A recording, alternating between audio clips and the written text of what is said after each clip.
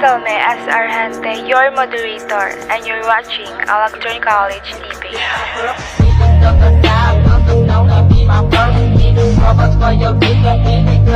Hi everyone, today we will witness two sides that will exchange information, knowledge, and evidences from the topic same-sex marriage. We'll have two opposing sides, the agree and the disagree, with the legalization of the same-sex marriage as part of the Philippines. Same-sex marriage is a marriage of two people of the same sex or gender. This has been recognized and known since our first century back then. LGBTQ was recognized in our country, but Philippines does not offer any legal recognition to same-sex marriage. Today we will watch the two opposing sides that will tackle about this issue. For the both sides, we have four debaters. Debaters, we have 2 minutes to deliver a speech and 1 minute to cross-examine the opposite side. First side is from agree side. We have PINTUCAN ALLAN Polsi, Mariago Thomas P, CRUCILLO J. Mark, JIMENEZ Christine Joy. So second side is from disagree. We have CRUZ SHAIRA M, PINLAC MA.ALYSSA Joy, PUNO JOAQUIN PAOLO. Let's start for a debate.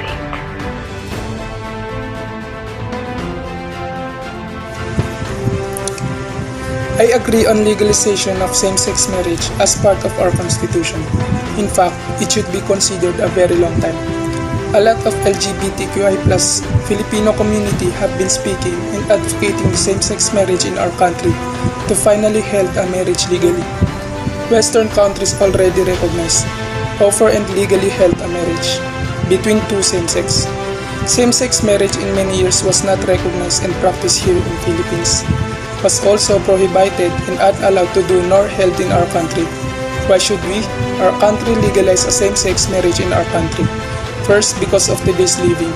Fact that this topic or issue shouldn't be a big deal knowing that our country recognized and already given our fellow LGBTQI+ Filipino community the equal rights.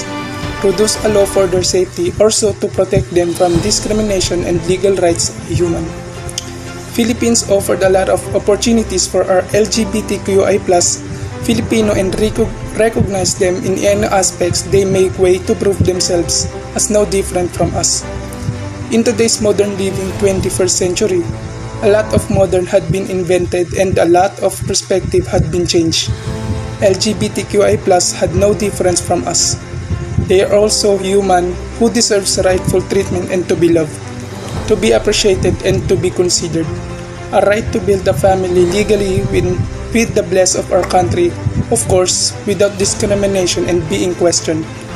Building a family is not a question in our country because we have a hospitalized culture that even if we are not blood related, we treat them like a family, and it has no difference to our LGBTQI+ Filipino who have been adapting and being open-minded in being a family.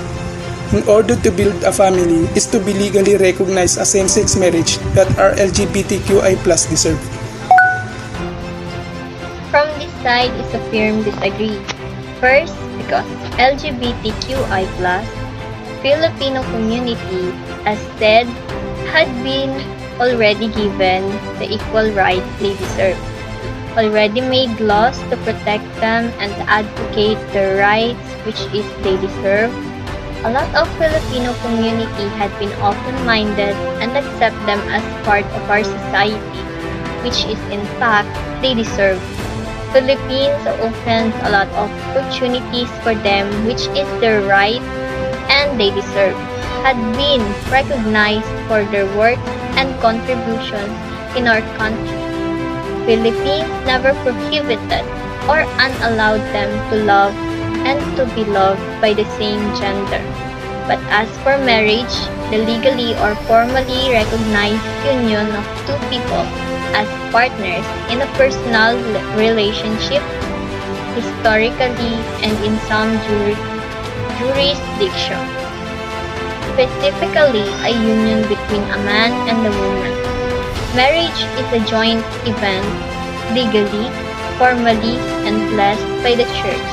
Is held between two persons. a man and a woman. Marriage is between a man and a woman. Philippines had been in a very cultural and conservative living, that in order to build a family is also needed to be present in a marriage first. It has been held since a very long time and continue as it is a culture and rightful. First held marriage or a wedding was with a man and a woman. That is the reality that the marriage is only legally and blessed if it's a man and a woman. The Philippines already considered LGBTQI+ Filipino community and listen to their voices as a citizen of the Philippines. I respect the culture and we have been following for a very, very long time. I respect that a marriage is a between man and the woman only. The marriage is a sacred and I respect that it was held between a man and a woman whom will be presented in the eye of God and the people of the Philippines. I respect that marriage is only for a woman and a man. Same-sex marriage has been controversial topic. Many believe that marriage is between a one man and woman. Gay relationships are immoral and others believe that same-sex marriage is a social experiment. That marriage is only applicable for men and women. When the real and the deep meaning of marriage is unity between two lovers who is willing to be each other for the rest of their lives. To be a long-time partner who vowed legally in our Constitution, in front of our law, and to be legally recognized as a married couple without being questionable. LGBTIQ+ has the right to love without being discriminated because as human they are also capable of loving as we are doing too means they are no different from us. Just like us they still wanted to do what they want to do. Their gender identity should not be an issue. They are still a human, deserves to be equally treated right and legally presented in any aspects. As now that the Philippines is finally opening their minds and finally accepting LGBTIQ+ Filipino in our society.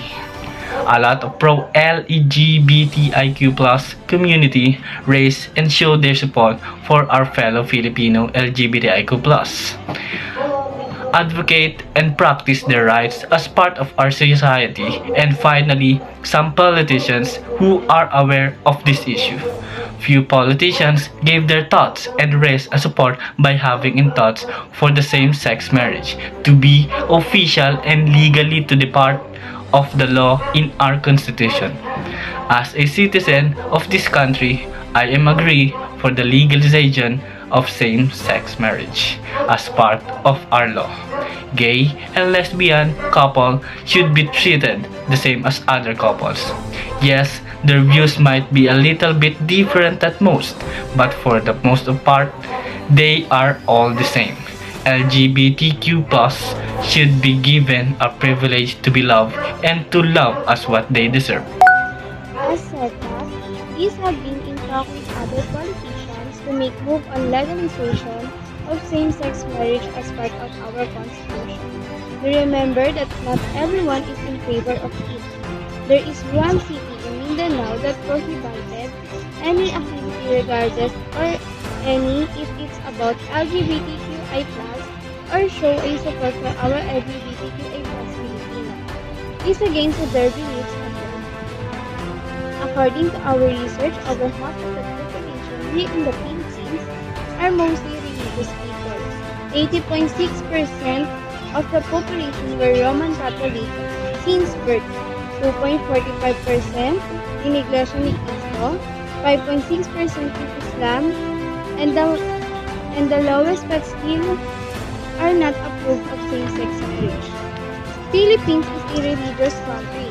We've been raised and nourished with our culture, and being involved in a LGBTQI+ is still known. The reason why there are still cases of discrimination in our country for LGBTQI+ Filipinos that being a LGBTQI+ is a sin.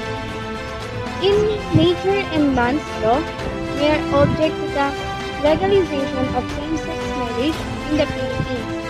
Not everyone is open-minded, not everyone's opinion are heard. Marriage is a special contract of permanent union between a man and a woman, entered into in accordance with law for the establishment of conjugal and family life. It is foundation of the family and inviolable social institution whose nature, consequences, and incidents are governed by law and not subject to stipulation except that marriage. Settlements may fix the property relations during the marriage within the limit provided by this code. In accordance to family code, that man and woman after marriage is bound to build a family. Law of nature where in real life or in reality marriage is only between man and woman, which cannot be denied by mankind. That is, marriage between a man and a man or vice versa cannot take place. It is indeed a hot topic to talk about. Some of the lawyers, not just politicians, for the rights for the same-sex marriage. Based on our research, a lot more Filipino citizens are advocating LGBTQ+ right using social media platforms. A lot speak about legalization of same-sex marriage in our country. They've been fighting for a lot of discrimination upon the government before disqualification, unconsideration, rejection, etc. They've been fighting for their rights, and finally a lot of pro-LGBTQ+ speakers encourage them to build a family on their own, letting them to be presented legally in our country and not to look as it is a sin. Marriage is a sensitive issue if we'll talk about it, how Philippines believe that marriage comes first before a baby. But what can marriage actually happen? Obviously, marriage can happen between two lovers who wanted to vow to be with each other for the rest of their lives. Marriage cannot happen if there's no love at all. LGBTQ+ deserve the love and to experience the love and get the love without having issue upon their gender. They still women capable to catch feeling deserve to be presented in a marriage. It is not their fault if they get the love they want from the same sex. If it's love they deserve to experience and do the process just like what you say that's normal couples. Say on a research held in 2020 by Pew Research Center that 73% of Filipino citizens answered that homosexuality should be accepted in our society, and 80% of the participants are all Catholic. It say that 73% of Filipino is willing to accepting LGBTQ+ in our society without judgment or getting questioned. Why not same-sex marriage should be legalized if almost the population accepted and practiced the LGBTQ+ rights, also speakers for them. As a person, as a woman, or in a man's law, marriage is a culture that needed to be followed, either the gender identity. It is still a person's rights to be presented or get married. Because in the first place, in reality, marriage is a union between a man or a woman. While that culture and follow and twist the culture we have followed since the first century, that marriage is only for a man and woman in reality. Marriage is a sacred only for those who are willing to stay and live to the end with their long-time partner. If same-sex marriage is approved, what if the marriage went wrong? Divorce is still not recognized in our country because this country has been following our practice ever since the Constitution did not include LGBT in making laws. Your research says 73% of Filipinos accept that LGBT is already part of our society, which is why the Philippines has developed a law that supports and give them the rights to be treated fairly. Our Constitution, the Philippines, has already enacted enact a law to protect them from discrimination and harm. But it is not acceptable to give the same-sex marriage when the marriages have revealed the truth about the basics of legal marriage in our country. As the religions say, its sins and immortality is a shame for our country to continue to live and preserve our culture. Same-sex marriage is prohibited here in the Philippines. The marriage of two people of the same sex because the man is for the woman and it's not dispute that same-sex marriage should be allowed because they cannot have a children and this would be contrary to the essence of marriage and family life. How can you create a family if both sex cannot provide children? What would you tell to your children about the family established without judging them and discrimination against outside the home or inside the school when it is not recognized and a normal setup of family or what should be family in the eye of children? The least percentage that does not accept the LGBT community still does not accept their identity. The Philippines is not yet ready to file or pass any bill for same-sex marriage and also with other citizens.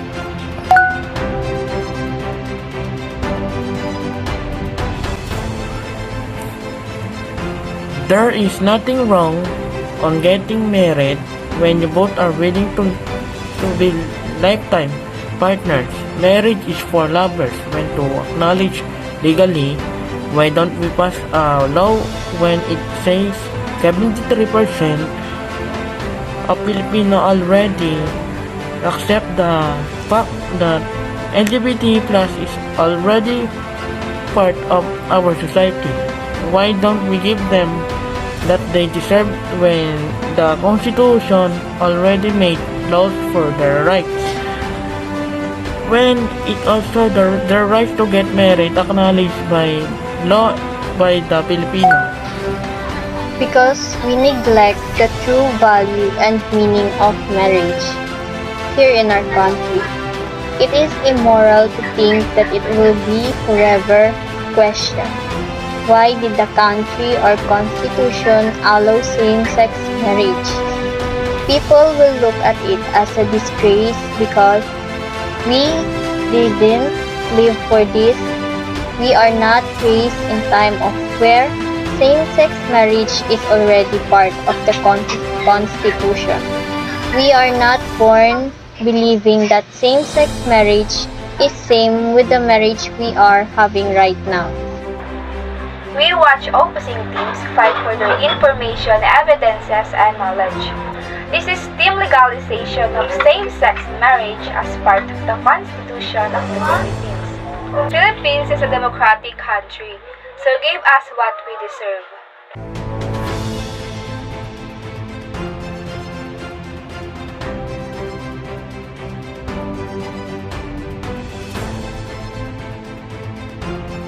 It's finally time to end this debate. It's been a pleasure being with all of you today. Thank you for watching. Again, this is your moderator, Kristal Argente.